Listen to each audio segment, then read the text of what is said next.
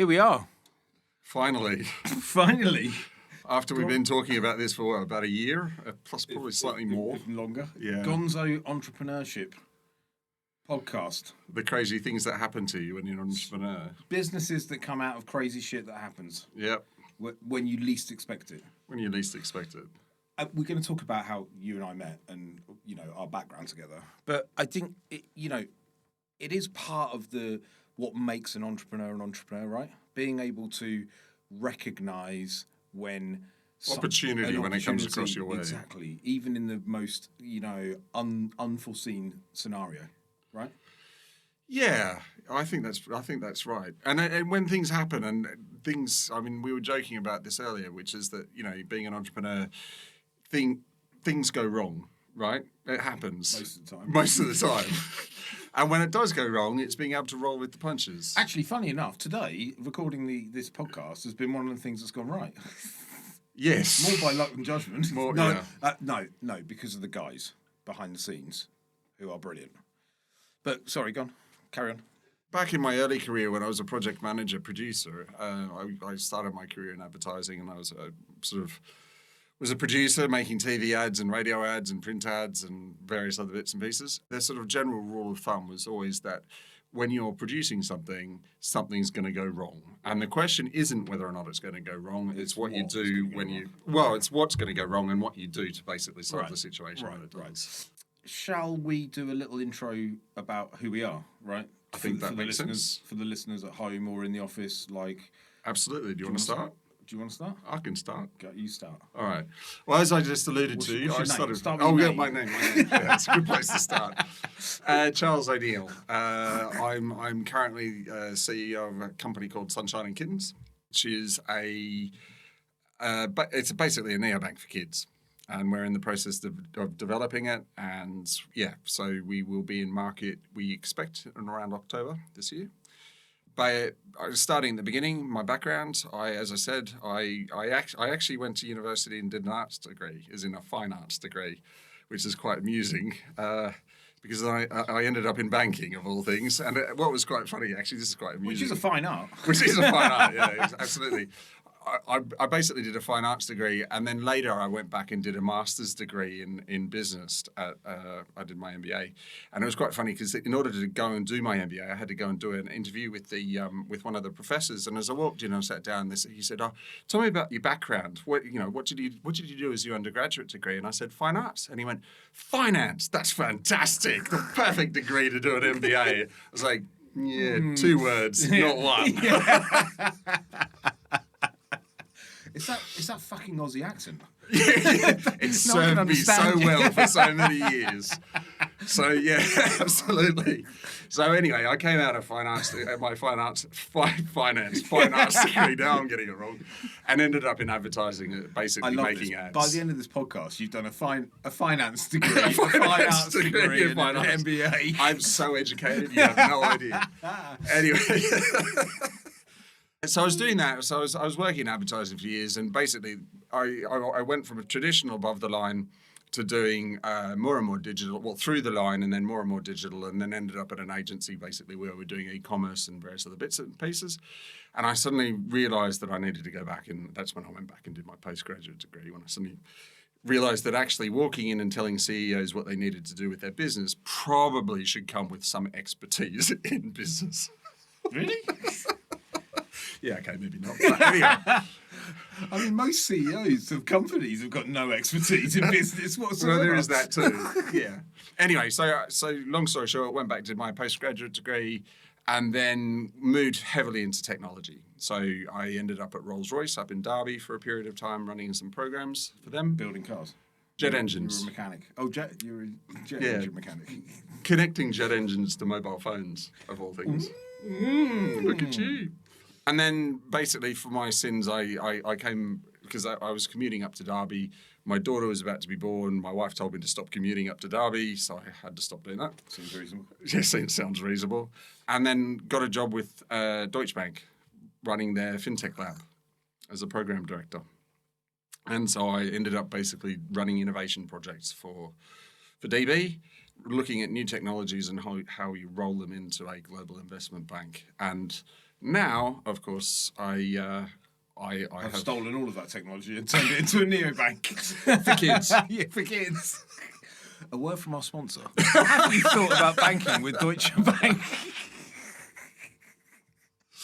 So I mean, we can get into the Sunshine and Kitten story more in a little bit. And we will, my friend. And we will. Yes. Don't you But worry about that. Now, over to you. Your turn. So I'm Dan. I'm Dan Walsh. I wear a number of hats. I am the co-founder and of a business consultancy company called The Business Side. We run my part of it. I run it with my wife, Zena, who is incredible. She is very much the kind of the business operations side in terms of providing consultancy, and I'm marketing and communications. Out and out, which means I do nothing really. I just kind of, Make noise. yeah. I just turn up to meetings and do. I kind of do this. Come up with crazy ideas. I do this. It just doesn't get recorded or filmed all the time. I also am the co-founder and CEO of a fractional music royalty rights business called Soundtrack Royale, which is currently going. We're working towards going to market soon. We focus very much on film, TV, and video game royalty rights, and really is about providing fans with the opportunity to own a piece of the music for the things that they love. Right, so whether it be a film or a TV show or a video game or whatever. And then thirdly, I am the founder and CEO of a Web3 music agency, consultancy agency, if you like, but really focused on how we connect music brands to sports brands, called Music 3.0, and it's specifically about how we can leverage fan bases with artists against fan bases with sporting brands. So, for example, we've been working on conversations with a very well-known global rock band and partnering them with a very well-known global racing motor racing brand, mentioning no names yet. Episode 10, and I'll tell you who that is. So that's who I am. But really, for me, and the reason why you and I are sitting here doing this, I mean, A, because we're mates, B, because we're working together on a bunch of things, and C, because over the last however many years, 3, 4 years maybe. Well, 4 or 5 years since we've known each other, but I think the idea for this podcast came around about probably 2 years ago, and I think it was because I think it was post-pandemic, but we were just talking about some of the stuff. We were talking shit as usual. Yeah, and basically what we realised is that hey, we're quite good at talking shit, and potentially we could record it. It was one of those brilliant things. It's one of those brilliant things where we went, "This is really funny." Do you think? I think loads of people are going to find this funny. Other people will find it funny. Loads of people are going to find this funny. Let's do a podcast. Yeah, I know we're going to turn out to be completely deluded, but nonetheless, we tried. No, but in all seriousness, it came out because we talked about it. We've had loads of conversations over the last few years, right, where one or other of us have gone, "Oh, did I tell you about the time when I was having dinner in this restaurant in somewhere?" You're talking about the Mayfair thing where the guy tried to sell me a golf course. Like this random guy. I'm sitting at lunch and basically like sitting next to this guy, really nice guy. He starts talking to me about this golf course. It's a fantastic golf course. It's like a grade 2 listed clubhouse, everything, 18 greens, fantastic price. So did I want to buy it? I'd only just met this guy. I didn't know. And I'm not really into golf. So probably not the best sales pitch he's ever made, but nonetheless. Yeah, exactly. So it's that, and every time you and I have conversation, you and I talk, I mean, invariably it's around about kind of 6:30 on a weekday night, and we've probably had a couple of glasses of wine. We start, these stories come up. Yes. Oh, did I tell you about the time that this happened? Which is where we said we should actually do this because actually the reality of the situation is this happens to loads of people, right? And actually loads of really big successful companies have come out of random moments, right? Yeah, absolutely. And we're going to talk about some of our random moments. Yes.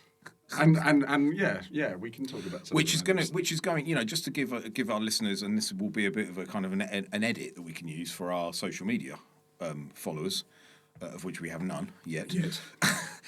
But we can. So the things we're going to talk about are surfing in the Algarve, dinner in Lisbon, seething resentment Sunshine and versus Kittens. sunshine and kittens, Yeah. and idiots that we've had the pleasure of working with.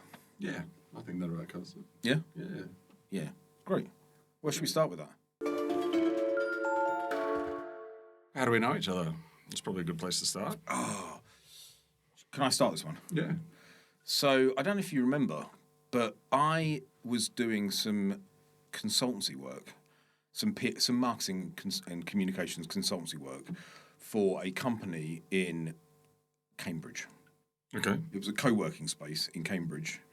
And while I was up there I've been doing a session, I can't remember what it was, and I was having a cup of coffee, and the guy that owns the space was like, you should really meet this guy that is based up here, and I know him. I had another kind of thing that I was trying to develop at the time. He's like, oh, you should come meet him. His name's Steve Tyson. And I met Steve, and we had a coffee, and I talked him through what I was doing, and he was like, oh, I really like this. You should come to. I'm invested in a company, Coin Mode. You should come and meet the board. I think they'd be really interested in what you're doing. So I did. I came along. I came to your board meeting. Mm-hmm. I pitched to you and all of your board and your lead investor, Yep. and it went really well. And off the back of that, I then went on to, well, your lead investor was talking about investing in my business, Yep. which unfortunately he didn't in the end. But I did end up working as a consultant for him, essentially working as his outsourced global marketing director. You and I, in the interim, had kind of, Started a friendship. We'd started a Yeah. friendship. We'd been chatting, but we'd lost contact a little. Well, not lost contact, but we hadn't chatted much. Different worlds moving different. And then I can't remember how we got back in contact again. What happened that got us back in contact again? I think I rang you because I had an opportunity, and I can't remember what it was. It was when I came down to Richmond. You remember, we went and sat down in the pub and had a few beers in the afternoon. Sounds about right. About right. So I had been working with Coin Mode at that point, and then I stopped for various reasons, and then so I was kind of at a loose end. And so I kind of got involved with a wealth management group, and we were raising capital for various things. And basically, it was EBK, if you remember. And I'd sort of done some consultancy work. Basically, we were trying to work with this, which was a new bike race that was coming out, and we were basically going to be the platform to support it in terms of CoinMode. We were going to stick it in as the underlying payment infrastructure and Web3 infrastructure for that particular project. Yeah. But they'd never managed to raise any funding. And so I think I'd been back in touch with the CEO of the company, and he had agreed that I could, because they'd never raised the money, and I've done quite a lot of capital raising in my career, so I'd sort of reached out to him and said, can we help you raise the capital? And he said yes. And so I rang you, and I was basically like, hey, do you want to get involved in this? Basically, I think together we can do it. Because I think you introduced me to EBK from memory. Yeah, so at the time, you've reminded me. So at the time, I was working as head of communications at Sky. Yeah. So through that, I'd met the guys at Formula One. Yeah. Right, through Sky Sports and F1. I'd met the guys at Formula One, of which one of the guys from EBK was one of the Formula One guys. Yeah. And then they were talking about raising money, and I think we were on emails together. And I was like, oh, Charles. And then we met. We met up. Yeah. And the thing was basically they were looking to raise cash. It was 2021 when you could. Was it 2021, 2022? I think it might have been 2022. No, it was 21. Okay. When you could basically raise. Or maybe it was 22. I think it was 22. It might have been 22, yeah. Yeah, because all of a sudden the funding world dried up. Yeah. And everything came to a grinding halt. So even though we thought we'd be able to get the cash for them, I think we, in the end, after months of trying, we weren't able to do so. But yeah, anyway, then and out of that, obviously we got chatting and various other bits and pieces, and then other business opportunities came along, and we sort of started pursuing those. Yeah. One of which is obviously what I'm now doing, which is Sunshine and Kittens. But obviously we had a very funny conversation around seething resentment. Sorry, go on. Which, to explain to the viewer, to people listening, seething resentment was a random idea. Basically, it stemmed out of a conversation we were having whereby I'd left Coin Mode and I'd had my final board meeting there. At that point, Sunshine and Kittens wasn't a thing yet. Like, it hadn't evolved into an actual company or an idea or a business proposition or anything else like that. It was a random concept it was a random set of words that my at the time 5-year-old son had put out there, which is also a funny story. In its own right. We should probably, that's for the paid for version. Yeah. Needs to sit behind the payment wall. That one. Anyway, and you basically asked me, how's the final board meeting at Coinman? And I said, it's quite nice that I no longer have to sit through those meetings where all that's happening is people are glaring at me down the Zoom call with seething resentment. And he went, great name for a band. And so we were like, let's start a band. And then, and at the time, I'd been working with, this is a guest coming up on the podcast in a later episode. I'd been working with BMG on music for a Web3 project, for an NFT project. And I was like, that's a great name for a band. Let's do two bands. Let's do Sunshine and Kittens. And Seething Resentment. We'll have a battle of the bands. And Seething Resentment can sing about Sunshine and Kittens, and vice versa. Exactly. So Sunshine and Kittens is a K-pop band, and Seething Resentment is a heavy metal band, and they're going to sing songs about each other. Yeah. And I was like, brilliant. Let me talk to BMG. That's very funny. And we laughed about it a lot. And I was like, let me talk to BMG, which I did. And bizarrely, Scott liked it. It was like, this is brilliant. I love it. And he's like, and also we publish Tony Iommi, from the guitarist from Black Sabbath. He's like, I'll talk to him about being the guitarist in Seething Resentment, which took it onto a whole new level of ridiculousness. Yes. But it's now going to be part of the program for Sunshine and Kittens. The company. Yeah, the company. This all happened a while back, but it's not dead by any stretch of the imagination. No. I mean, and I think that's an important thing, right? I think a lot of people put a lot of pressure on themselves that you need to set up a company and it needs to be like ultra successful within, from day one. Yeah, from day one. It doesn't work like that, does it? No. No. It takes time and effort, and I mean, obviously, as I mentioned before, I've been to business school, but you read all of the case studies, and everybody, you wouldn't know it. You wouldn't know it, probably. I'm still the fine arts degree guy who basically conned his way on by saying fine arts really fast in an Australian accent. But anyway, I nearly spat my beer out. But basically, if you read these stories, what happens is that I think most really successful companies, they go through a gestation period. People learn what's working, what's not working. They have to learn to work with each other, et cetera, et cetera. Yeah. You push. I think people just struggle to get by for a period of time, and then all of a sudden things start to come together, and then of course it suddenly takes off. But my experience of it is when it takes off, it's an amazing feeling, but it doesn't happen overnight. And I don't think any of the, we all talk about unicorns and all that kind of stuff. Yeah, exactly. Look behind me. See backdrop. Yeah, see backdrop. And actually that was part of the inspiration for this, which was the fact that basically there is no such thing as a single path to a unicorn. I think it's always a windy path for everybody involved. Yeah, and I think the key thing, right, for me, one of the things that I've learned, or there's a few things actually, but the main thing is you've got to get the right. You've got to connect yourself with the right people, right? Yeah, because there's network a bunch is of everything. Twats out there. A lot. There are a lot of. I'm not going to drop the C-bomb because this is only episode 1. Okay, C-bomb being that word. Well, I'm not going to drop. See you next Tuesday. Exactly. See you next Tuesday. I'm not going to drop that. Okay. But there are a lot of idiotic twats out there, and so it's really and there's a lot of idiotic twats that will have got all the chat, right? Yeah. They've got all the chat. Yeah. But actually, they've got nothing to back it up with. It's a load of bollocks. It's all in their head, right? And you can be taken down the merry path of ignorance. Yeah. I mean that's my experience as well. You've got to be really careful, and in fact, that's probably the one thing everybody jokes about with me is because I seem to manage to find, like, Twat Sunday. Hello. You are welcome, my friend. You are, yeah, I know. No, but I think it's really interesting because I especially my experience over the last few years is the fact that a lot of people talk a good game, but actually when it comes down to it, there are people who can produce stuff, which is amazing, and then there's a lot of people who pretend and they can't. Yeah. And you've got to really focus in on the people that you've worked with in the past. Network is everything. Yeah. Work with people who you know can deliver, who quality is everything. Yeah.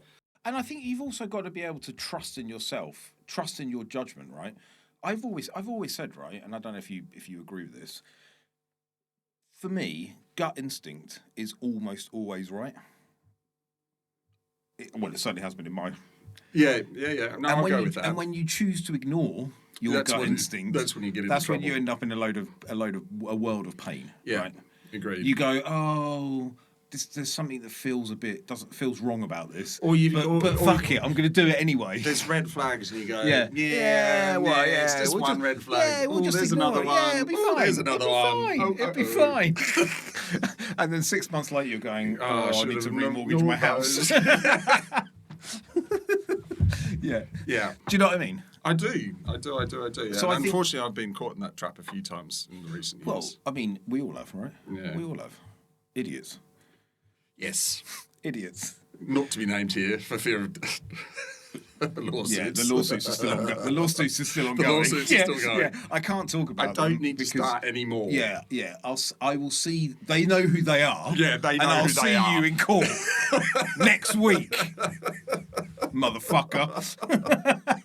And if anybody's interested, it's the High Court. Yeah, public gallery is open. Yeah. Please feel free to come. Court number 2 at 11 o'clock next Tuesday. We've posted on the website a paper plane template, so you can throw a paper plate. It's probably worth telling our listeners about the our trip to Portugal. Mm. Yeah. So was this? This was last year, wasn't it? Or the year before? I can't remember. No. I mean, it was the year before. I don't. It was like October. I barely know what day it is, mate. Yeah, that's true. Let alone what year things happened. Anyway, it doesn't Could matter. have been 1897. It was the NEAR conference in Lisbon in October. Yeah. It was. What was it? NEAR conference. NEARCon. NEARCon. Yeah. It was. NEARCon. Which is a crypto protocol, and they have a conference in Lisbon. And Sorry, just to interrupt slightly. So to give some context, I'd been working with. So we've been talking anyway. Yep. I'd been working with an NFT project. Company called Jurassic Punks. Kev, the founder or the co-founder of Jurassic Punks, was potentially an investor in some of the stuff we were looking to do. Web3, other Web3 projects. Sorry, back to you. Yeah, so I was working with the wealth management group at the time, and basically they said, let's go off to this NEAR conference in Lisbon. I think I was speaking to you kind of several days beforehand, said, hey, why don't you come? There's some really cool people you can meet. It would be really, good networking opportunity. 24 hours beforehand, you suddenly went, yeah, that's a good idea, bought yourself a ticket. We ended up on the same plane. We flew down to Lisbon.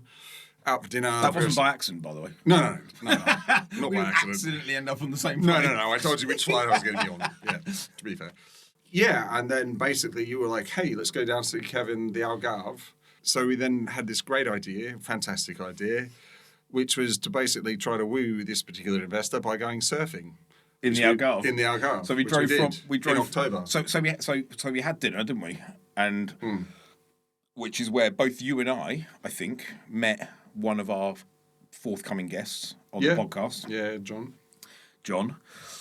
Good guy. Very, very good. Very, very switched on, particularly in the Web3 world.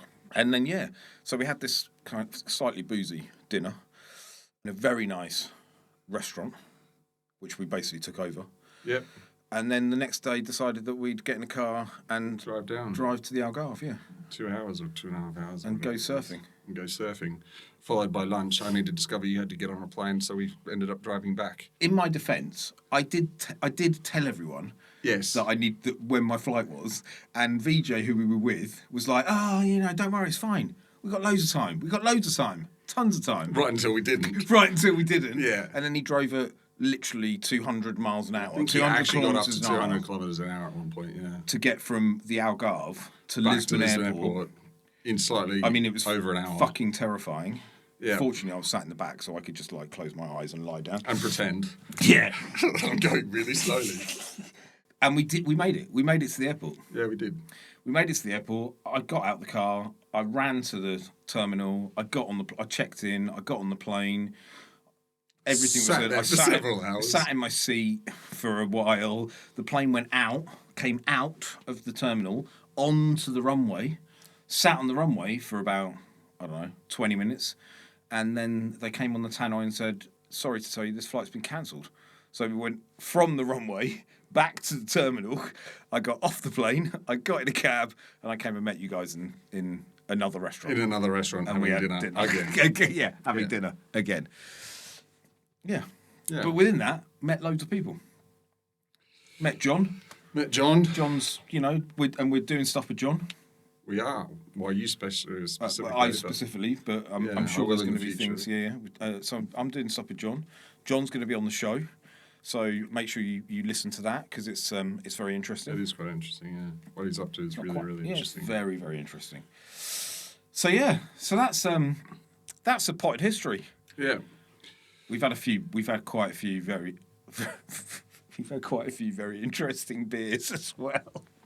Where we've just met.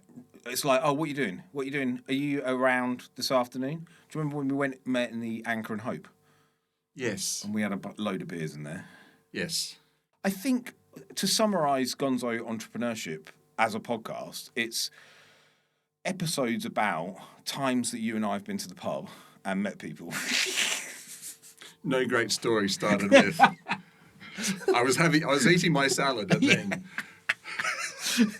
Times that Charles and Dan have gone to the pub And then with something somebody interesting, and then they've either gone into business with them or they've convinced them to come on the podcast that they've decided. that's probably what's going to happen. Decided to launch. Yeah. That's what's going to happen in the future. Is that going to be the trade-off? I'm not Yes. investing in your business, but I will come on the podcast. Pretty much, probably. Yeah. Let's hope not. Yes. So, do you want to talk about what Soundtrack Royale and what you're doing with that? Yeah, I mean, basically, this came through the work that I was doing with BMG, right? Yeah. And like as I said in the intro, what we realised is that there's a shitload of music IP out there in the world that is basically not being used at all in any way, shape, or form, right? And there are massive fans out there. So if you think about like some of the big TV shows, Stranger Things, Yep.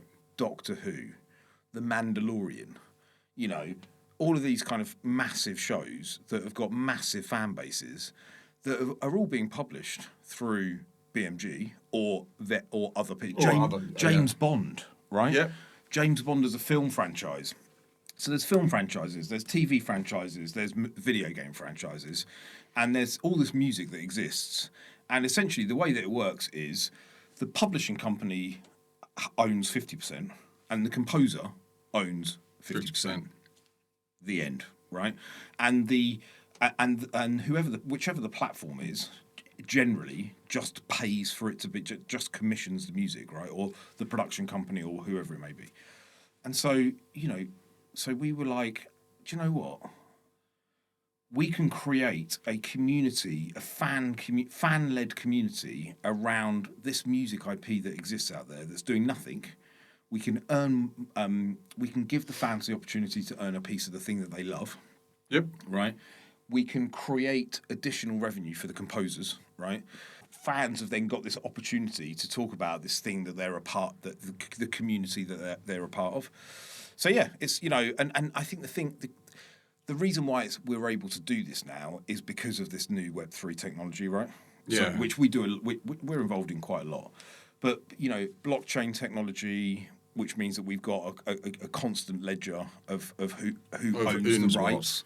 So if we've got a piece of music, we've got 3 minutes of music, right, and we chop it up into 10,000 pieces, and or Whatever and it is. yeah, whatever, and we sell one of those pieces, we can have it. We can list it all on the blockchain. Smart contracts, which means that we can instantaneously transfer assets and funds around. Yep. So if someone buys a token, the smart contract will immediately transfer ownership of that, ownership piece to them, in theory. So yeah, I mean, but it all came out of that one project. The one project that I was doing with Jurassic Punks, where we brought BMG on board to commission some music from them to do a lore video, which was an animated video that we were creating. And off the back of that, BMG went, "This is really cool. This is a kind of a space that we need to explore more. What else can we do?" Right? Yeah. And we started looking at other opportunities, and that's where Soundtrack Royale came about. Yeah, which makes sense. Yeah. Yes, and it's great. And let's see where it goes. Hopefully, The journey starts I here. don't have to do this fucking podcast anymore. We've got a couple of little neat little catchphrases that are attached to the podcast. So it's gonzoentrpreneurship.biz, gonzo-entrepreneurship.biz. Check out the website. Gonzo Entrepreneurship. The main strapline is unfiltered chats with exceptional entrepreneurs. Yes. Right. And with a sub strapline of not all unicorns are born the same. Yeah. It's worth telling our listeners that the original strapline was going to be Two twats talking shit to people that matter. But we refined it slightly. Yeah, we refined it to unfiltered chats with exceptional entrepreneurs, which I think is very very generous of us to ourselves. Yes, I think so. So yeah, look, it's going to be a lot of fun. It's been a lot of fun. It's been a lot of fun so far. It's been a lot of fun. It's going to be a lot of fun. We've got some brilliant guests lined up to come in. Thanks to the guys for filming and recording. Thanks to the guys for helping in the background there. And yes, stay tuned.